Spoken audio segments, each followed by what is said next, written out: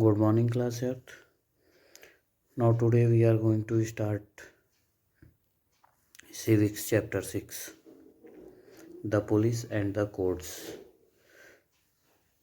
The police play a vital role in our society in maintaining the law and order. The police represents the civil authority of the government. Police officers are entrusted with the variety of duties. Thereafter, hierarchy of the police. Like any other professional organizations, the police force also has different ranks. The head of the police at the state level is the Commissioner of Police, followed by the Director General of Police, Inspector General of Police, Deputy Inspector General of Police, Commissioner of Police, thereafter Superintendent of Police, Police Inspector, Sub Inspector, Head Constable, and Constable. Everybody works together as a team to maintain law and order in the country. Thereafter, the functions of the police is given point wise on page number 173. You have to study it, read it.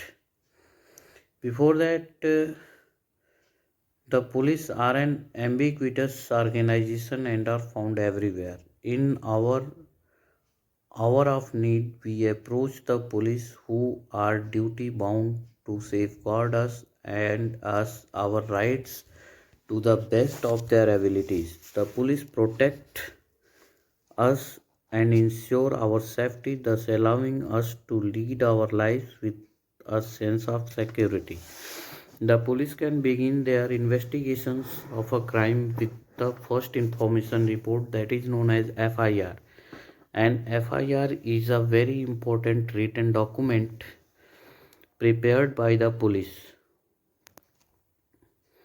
Prepared by the police.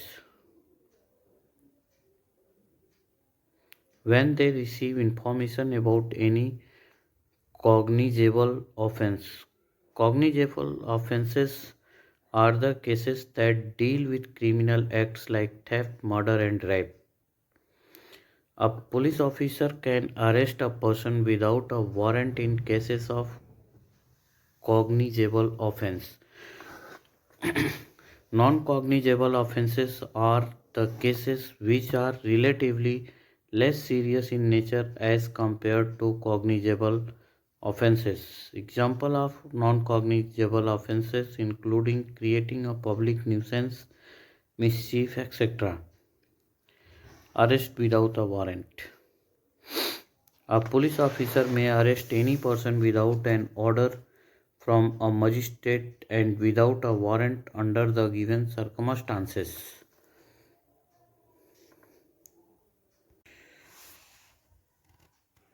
If any individual commits any cognizable offense like murder, physical harm, kidnapping, etc., if the individual obstructs a police officer in the execution of his duty or has escaped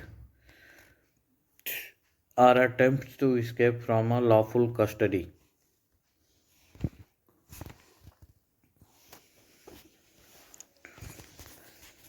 if a person has been declared an offender by order of state government or the central government, rights of the arrested. The police are not allowed to torture or beat or shoot anyone during the investigation.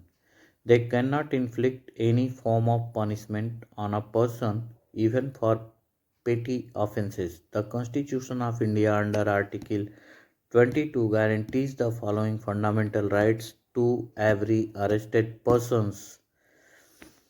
The person has the right to be informed the reason for his arrest and the offense he is accused of. The person cannot be detained in custody without the permission of magistrate beyond 24 hours of arrest. The person cannot be ill treated or tortured during arrest or in custody. The confession made by the arrested person in police custody cannot be used as evidence against him or her. Boys under the age of 15 years of and women cannot be called to the police station only for questioning. After a person is arrested, it is the court of law that decides whether the accused person is guilty or not.